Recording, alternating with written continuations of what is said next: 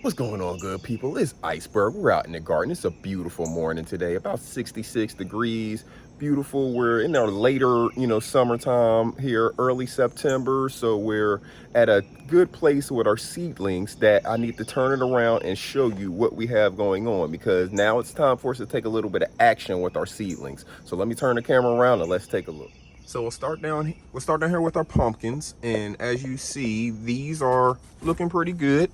We're really getting to the point of needing to go ahead and transplant these. I'll probably be going.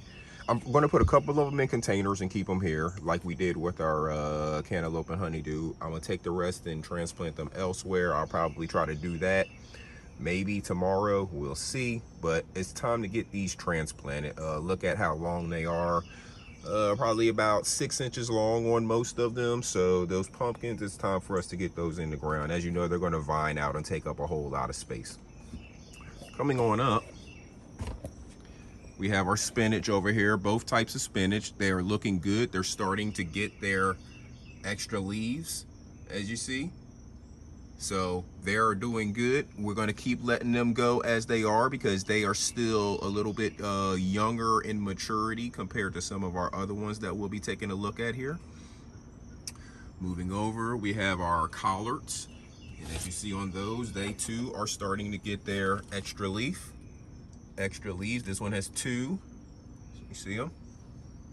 That's what we're looking for. Whenever I told you these 2 leaves here are the leaves that all of them pretty much get, and they look the same. And then when you look at these leaves, they look like actually what the collards and other stuff looks like. So those are small. These back here are a little bit taller, but most of them are still probably about 2 to 3 inches. So they're at a good place, and the way that we planted these and the way that they're growing, it doesn't look like we're going to need to do a whole lot of thinning on our collards. So we'll keep an eye on them.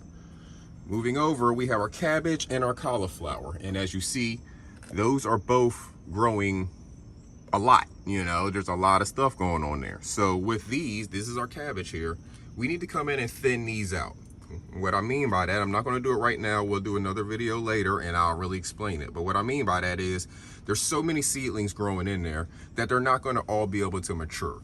So we're going to have to unfortunately pull some of them. So yeah, it's going to kill some seedlings, but we didn't know how well it was going to germinate. As you see, we got really good germination from our seeds. So we didn't need to plant as many seeds in this area this closely together, but we did, and we'll have to come in and thin some out. Same thing with the cauliflower, because they are getting their 3rd leaves.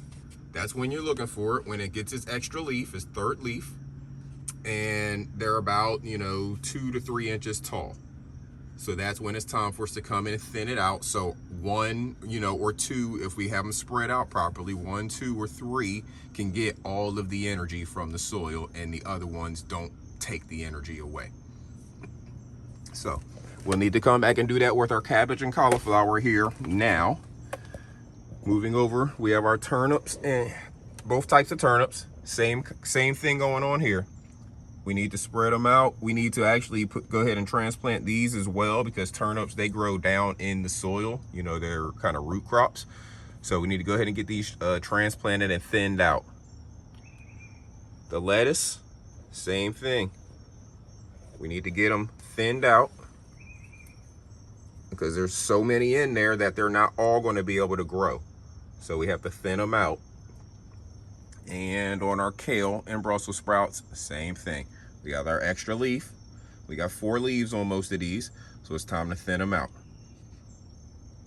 So just want to make sure I'm taking y'all along on our seed journey. These are our fall seedlings. Hopefully you have some planted as well.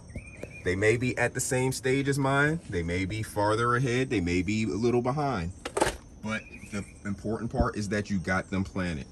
And you'll have something growing in your garden this fall and this winter that can help reduce you and your family's grocery bill. So if you haven't done so, it's not too late, good people. Get a seed planted, get some good soil, get some good water, take care of it. It doesn't take a whole lot. All I'm really doing is coming out here and giving these some water, because they're in the greenhouse. So that's all I've really been doing since I got them planted, is giving them some water. Now I'm going to have to come back and thin them out, and then just continue to give them some water. Pretty soon they'll all be transplanted out into the garden, and I'll have to do even less because Mother Nature will provide most of the water for them. So get the seed in the ground, good people. It's a little bit of action now that's going to go a long way for you down the road.